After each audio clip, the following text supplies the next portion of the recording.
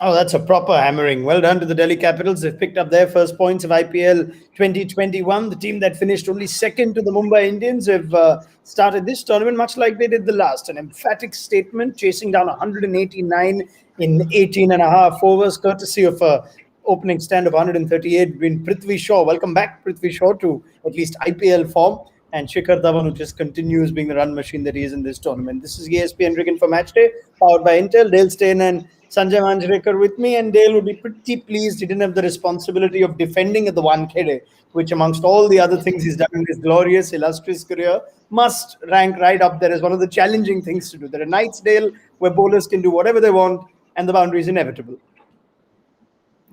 Yeah, tonight was one of those nights, and I actually thought the way CSK finished that they might come up with a little bit of fight, but their bowlers just didn't have anything in it. Like, no one really looked that threatening with the ball tonight, and it was just one of those nights. And when Prithvi was going the way that he was and Shikhar was going the way he was, it was just a walk in the park at the end for them.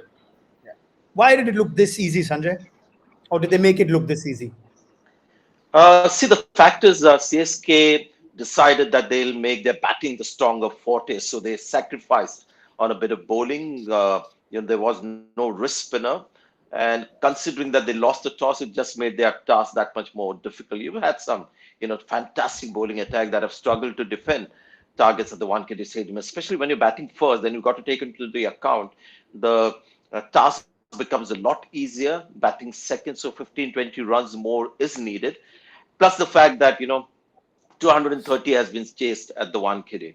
So we said at the halfway time as well that they are maybe a few runs short, CSK. So it's a bit of a wake-up call for them that despite having such depth, they couldn't get enough runs on the board to challenge the Delhi Capitals.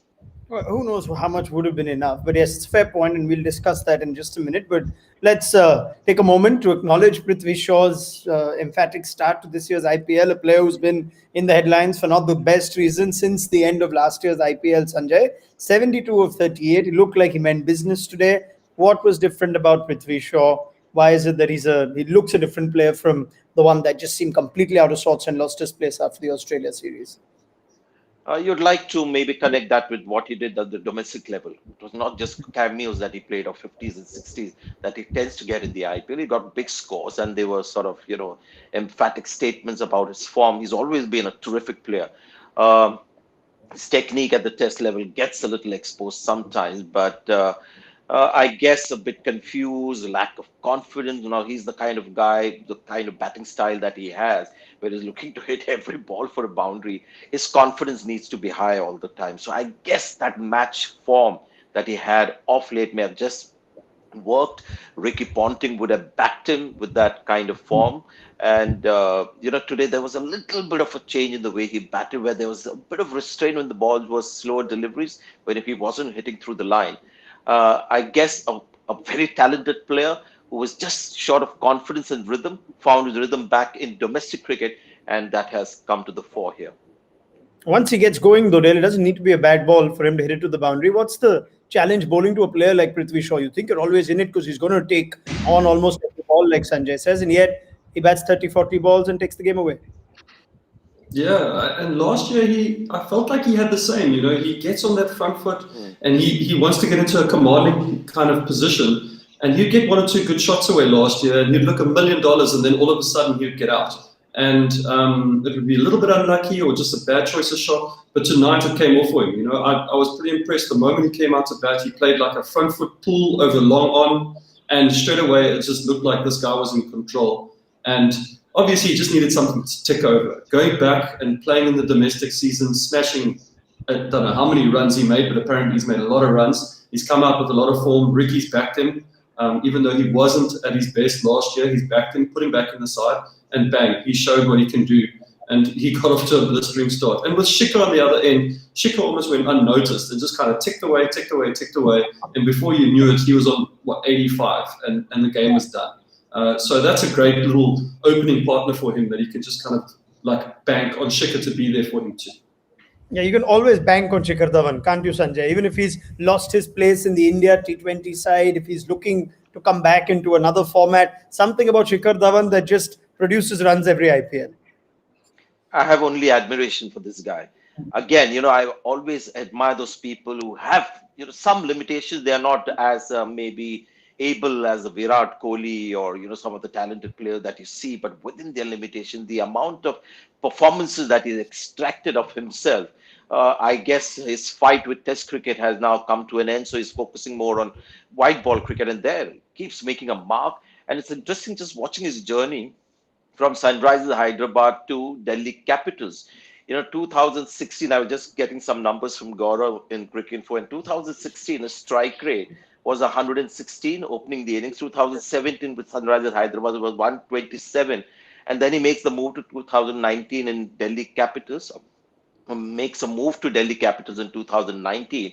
And suddenly there's a bit of pressure on Shikhar Dhawan to be the man who will give a start and, concentrate on the strike rate more than, bask in the shadow of David Warner like he did in Sunrisers Hyderabad. And since then, Dhawan is completely changed as a T20 batsman. Now, last year, he got 2 consecutive 100s. The season strike rate was 140.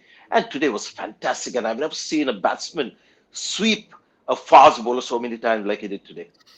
Yeah, that's an added thing we saw today. It's not often that we see Dhawan do that, but this tells us, Dale, you've played a lot with and against Shikhar Dhawan, and you could sense that there's no weakness. The man can play spin, can play pace. He has all the shots. There's just perhaps a different approach he employed in, say, those years that Sanjay points out, and all of a sudden now Shikhar Dhawan, the quintessential T20 opening batsman, is there for everyone to see.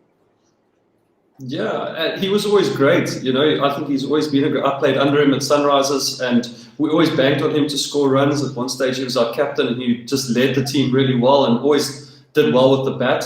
But now, if he's not so much focused on some of the other formats of the game, and he's just got his mind set on one thing, which is T20, he can go about his business. You'll see his strike rate's going up. He's scoring more hundreds. There's less for him to worry about, and he's proving it with the bat.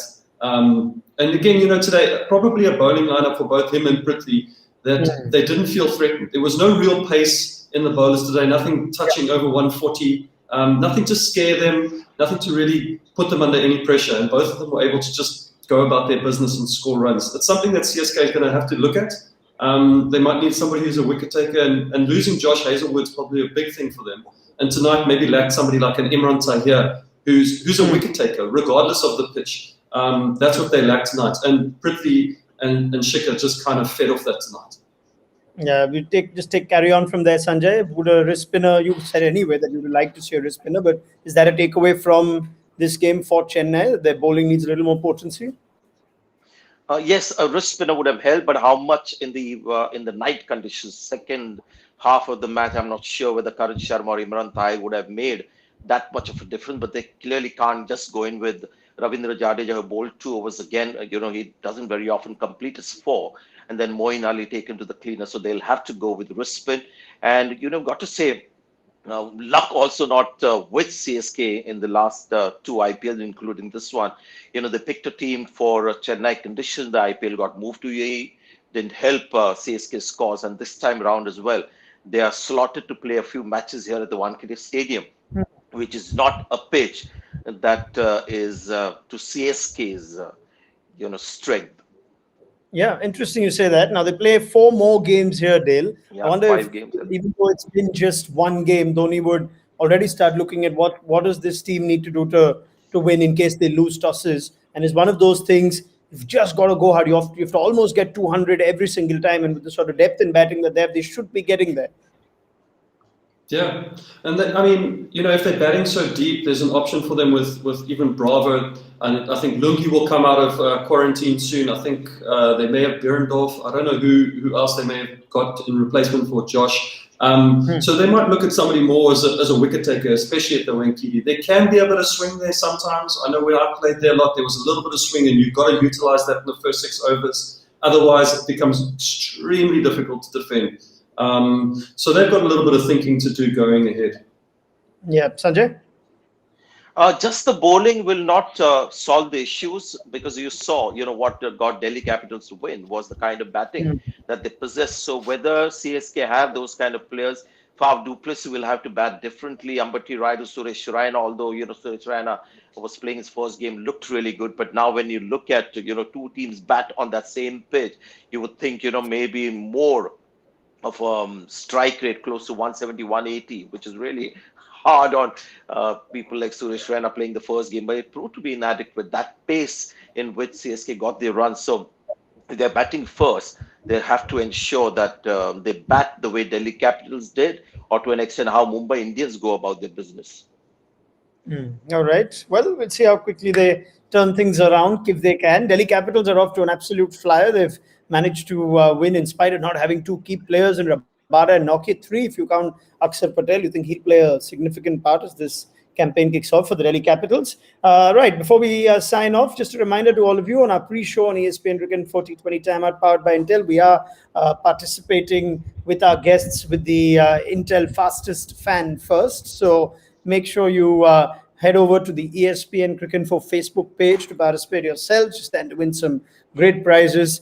And if you like your trivia and you love your cricketing IQ, then all you need to do is head over to the Intel Fastest Fan First contest on the ESPN Cricket Info Facebook page. Right, that is pretty much a wrap. Job well done by Dale Steyn and Sanjay Manjrekar. I'm getting used to listening to Dale Steyn, the cricket pundit or the analyst. Sanjay, what about you? I love his dedication to the job. We caught a little bit of Dale Steyn peering into his device, looking at the finishing stages. He's come well prepared as well, and that's something that I admire with a lot of these, players who come into this side of the cricketing world. All of them, immediately dedicated to this job as they were, while they were playing for the nations and IPL teams. And it helps, Dale, that the alternative would have been you playing at the one-KD like this, defending a score where you can do nothing. This suddenly feels a lot better, doesn't it? Oh, this feels so much better. I'm able to sit here and I've got no pressure. It's actually wonderful. I'm not going to lie. I'm loving it. All right. I'm glad you said that, Dale, because you've got only, another 18 days of this with us. So it's a long tournament and we can't have more from you. And it'll be fun to have Dale Steyn tomorrow. Yes, certainly. It'll be fun to have Dale Steyn tomorrow. One of his former teams in the Sunrisers Hyderabad with their first game, Kolkata Knight Riders, always a good team to watch. So Sanjay, Dale, I will look forward to your company tomorrow on ESPN Cricket for T20 Timeout, powered by Intel. That's a wrap from all of us. Delhi have got the points and Chennai have got a few things to figure out as they play 4 more games at the Wankhede in Mumbai. Good night. Thank you.